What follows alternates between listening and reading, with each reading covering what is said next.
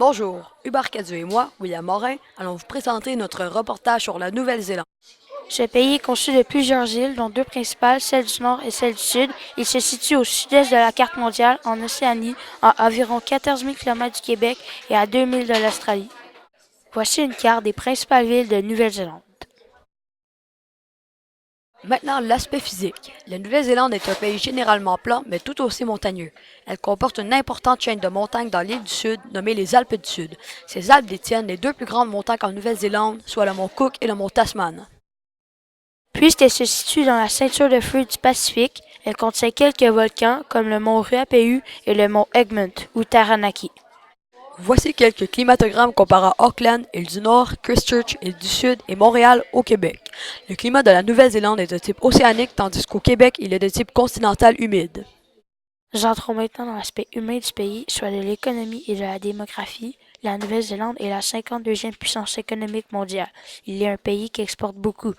Sa principale destination d'exportation est l'Australie et son principal produit d'exportation est les produits laitiers.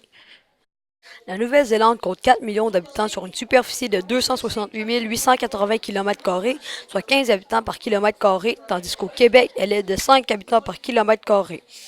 La région la plus peuplée est celle d'Auckland, qui comporte 32,9% de la population totale du pays. Elle dépasse de loin la deuxième région la plus peuplée, celle du Canterbury, qui comporte 12,9% de la population totale. La population se trouve généralement plus sur l'île Nord que l'île Sud. Cela se doit sûrement aux montagnes qui se trouvent sur l'île du Sud et des Alpes. D'ailleurs, l'île du Nord abrite 76,2% du pays. Voici justement un tableau présentant la population par région. Voici un tableau démontrant la croissance démographique des 10 dernières années qui a été de 50%. Voici la thématique de l'eau. En Nouvelle-Zélande, l'eau potable provient généralement des nappes d'eau souterraines ou des rivières. Le pays comporte beaucoup de lacs et rivières. 1,6% de la superficie entière du territoire est de l'eau.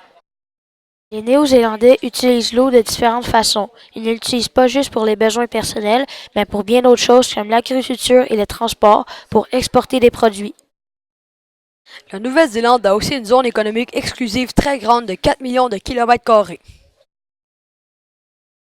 Nous allons maintenant parler à un écologiste directement de la Nouvelle-Zélande qui va nous parler de la sécheresse qu'il y a eu il n'y a pas très longtemps. Harrison Parker. Hello, Harrison. Hello, William. I have few questions for you. First, when was the drought? It was at Auckland, And when was it? this January 2013. Do droughts happen often in Auckland? No, it's very rare because Auckland is a very rainy region. How did this affect the environment? The earth was very dry and the vegetation was slowly dying. How did this drought affect the region? Well, the risk of fire were very high, so all the campfires were banned. Firemen were often on site to extinguish bushfire. Thank you, Harrison. You're welcome, William. Merci d'avoir écouté notre reportage.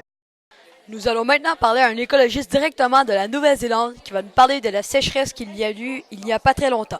Harrison Parker. Hello, Harrison. I have a few questions for you. First, when was the drought? And when was it? Do droughts happen often in Auckland? Bloopers!